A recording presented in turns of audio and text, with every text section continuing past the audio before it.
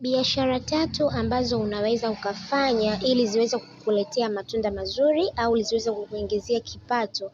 Hata kama wewe ni fundi, umekaa unasubiria wateja, unatakiwa kuwa mbunifu. Kuna vitu ambavyo unatakiwa uwepo navyo ofisini kwako. Kama mfano wauzi, sio chini wauze 30, unatakiwa uwepo nazo dukani kwako. Lakini pia unatakiwa kuwa na sindano zile za mashine, sio sindano basi imekatika, unaenda kwa fundi kununua sindano ya 100 au 200. Pale unakuwa haukuzi mtaji wako, bali mtaji wako unazidi kuporomoka. Unatakiwa kuwa na namba 16, unatakiwa uwe na sindano ya namba 20, uwe na sindano ya namba 18, kwa sababu hizo ndio sindano ambazo zinatumika sana katika ufundi.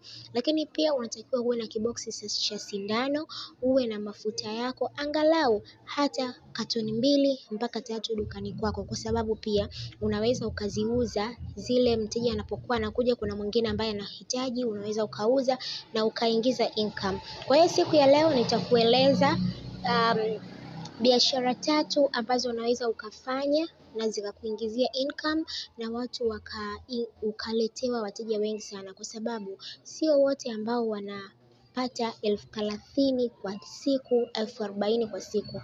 Kuna wengine ambao wanapata chini ya hapo. Mtu anakaa kutoka asubuhi mpaka jioni amepata shilingi 5,000, amepata 2,000. Na pia kuna wale watu ambao wanakuambia kwamba biashara ya ufundi inakuwa ina msimu. Msimu ni wa sikukuu, msimu ni wa shule, kitu ambacho sio kweli. Fundi unatakiwa kuingiza kila siku, na hapa biashara zote tutaweza kuzizungumza hapa siku ya leo. Ni biashara tatu ambazo hazihitaji mtaji mkubwa, mtaji wake ni mdogo sana, lakini ni biashara ambazo zinalipa, ni biashara ambazo zinaingiza income sana. Baki na mimi ili uweze kujua hizo biashara ni biashara gani ambazo unaweza ukaziweka dukani kwako, ukaziweka ofisini kwako, hata kama ni baraza tu. Funga kamba, nitakuonyesha jinsi ya kufunga kamba, unaweka biashara zako na mtu akaweza kufurahia. Sio lazima mtu uweze kuuza ubuyu, uweze kuuza labda Big G au maji ndio kwenda kutafuta, unaweza ukaingiza hapo hapo dukani kwako. Karibu sana mpendwa wangu kwenye channel yetu pendwa ya TZ Fashion. Kama wewe ndo mara yako ya kwanza, hakikisha tu unabonyeza neno subscribe ili usipitwe na video zetu kila tunapokuwa tuna upload video. Tuna upload video za mishono mizuri, lakini pia kutoa elimu ya kuhusiana na swala zima la mambo mengi. Kama mfano siku ya leo nimeweza kuletea biashara ambazo unaweza ukafanya, lakini pia ubunifu wa mavazi. Wewe ni mwanamitindo, wewe ni designer, una hamu ya kutaka kujua namna gani ya kuweza kushona vitu vizuri, unatamani kugrow katika biashara yako ya ufundi, unatamani kugrow katika mwendelezo wa kujifunza mambo mengi ya kuhusu mitindo, kwa sababu mitindo kila siku inatoka. Sio kila siku basi wewe ni mtu tu wa kushona magauni simple, wa kushona suruali. Unatakiwa kugrow, unatakiwa leo mwaka huu au mwezi huu umeshona magauni haya, unaenda kugrow, unaenda kushona suti, unaenda kugrow, unashona nguo za harusi, unakuwa ni designer bora sana. Kwa hiyo hakikisha tu unakuwa unafuatilia TZ Fashion kila tunapokuwa tuna upload video. Lakini pia kwa wale ambao wanahitaji kutangaziwa na sisi, karibuni sana tuwatangazie biashara zenu kwa gharama nafuu sana. Kwa namba 0685114094 tutaweza kukutangazia biashara yako na ukaweza kuingiza income. Kama nilivyozungumza hapo juu, nilizungumza kuhusiana na swala zima la biashara, na biashara kwanza ambayo tutakao tuizungumza siku ya leo ni biashara ya mabanio. Mabanio yanauzwa shilingi 1,500. Nitakueleza jinsi gani ya kuweza kushona na kuweza kuingiza income. Na vile vile tutaweza kuzungumza kuhusiana na swala zima za bonnet, zile kofia za kuvalia usiku. Zile ni kofia ambazo watu wengi sana wanazipenda na tutaweza kujifunza siku ya leo. Lakini pia tutaweza kujifunza swala zima la chupi za watoto, chupi za wakubwa, zote tutaweza kujifundisha siku ya leo, na pia utaweza kujua namna gani ya kushona aina hizo za nguo ambazo nimeweza kukutajia. Lakini kama unaweza pia ukaweza kushona night dress, unaweza ukashona night dress, lakini pia nitakueleza jinsi gani kushona night dress ambazo zinapendwa sana na watu wengi.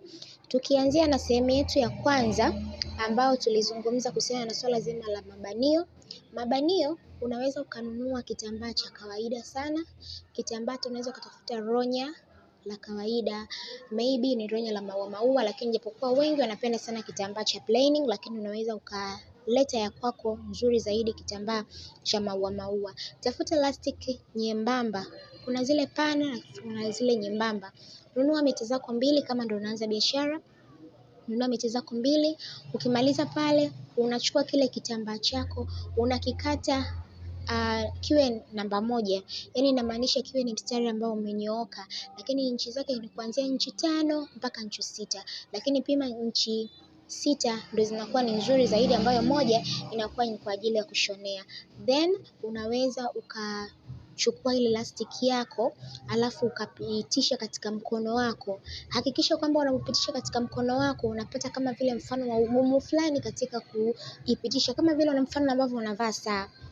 Unapokuwa unavaa saa ile ambayo au bangili, unakuwa kama vile unalazimisha kulipitisha. Kwa hiyo sana sana unaweza kuweka inchi 6 mpaka inchi 7 kwa ajili ya kuweza kushonia lile banio lako. Baada ya hapo unaunga lile banio sasa. Kwanza kabisa unaunga ile elastic. Unaunga ikiwa usiunge kama vile unaunga labda mfano unachukua ya huku na huku unaunga pamoja. Hapana, unatakiwa uunge ikiwa fundi, unatakiwa ile elastic zote ziwe zinabebana. Kwa hiyo unazibebanisha, ukishazibebanisha unaunga. Baada ya hapo unachukua sasa kile kitambaa, unakuwa unashona zikiwa zinafuatana moja kwa moja mpaka kuhakikisha kwamba ile round imekuwa nzuri. Ukimaliza hapo banio lako limetoka nzuri sana na la kuvutia sana. Tukienda namba 2 ambayo ni bonnet. Bonnet hii lazima kwanza ujue mzunguko wa kichwa, alafu upate zile namba ndefu. Baada ya hapo unachukua kitambaa chako, ukiwa kile kitambaa umeweza kukizungusha duara, kama mfano duara O vile. Baada ya hapo unatakiwa liwe kubwa. Unaweka sasa, unaweza ukapinda lile duara lako. Unavyolipinda ndivyo ambavyo ile bonnet yako inapokuja. Kwa hiyo unapinda, ukipinda unaweka inchi 1 inamaanisha kama vile marinda ya shule. Unapanga rinda 1. Baada ya hapo unachukua sasa ile belt, unakuja unaizungushia belt. Hakikisha huko nyuma kabisa huko kufungia ile mikanda inakuwa sasa kuna nafasi ili mtu aweze akafunga. Unaning'iniza ile inauzwa shilingi 5. Kwa hiyo tayari umeweza kupata bei yake. Tukienda namba yetu ya mwisho ambayo ni chupi. Chupi unatakiwa kwanza nunua chupi. Unaweza kununua chupi ya mkubwa au ya mtoto. Then chukua kitambaa au gazeti, pitisha, yani unaweka ile kwa juu alafu unapitisha pembeni hivi. Ukishapitisha vile pembeni unapata mzunguko. Alafu ukimaliza unaweza ukaifumua yote ili kuweza kupata mzunguko mzuri. Lakini unapofunua hakikisha tu unafumua kushoto na kulia. Baada ya hapo unakata sasa kwa kutumia mkasi. Baada ya hapo ukishakata, ukisimamisha hivi unakuta chupi yako imekaa vizuri, ndipo unachukua kitambaa unapitisha kawaida, unashona chupi yako ukilinganisha kwa huku. Ukifanya mara 2 mara 3 tayari umeshamaliza. Unaweza ukaning'iniza chupi zako hata kama ni za watoto, ukauza shilingi 700, shilingi 1000, shilingi 500 na ukaweza kuingiza income. Asanteni sana, natumaini leo umeweza kufurahi sana, umeweza kuenjoy, nimeweza kukupa biashara ambazo wewe mwenyewe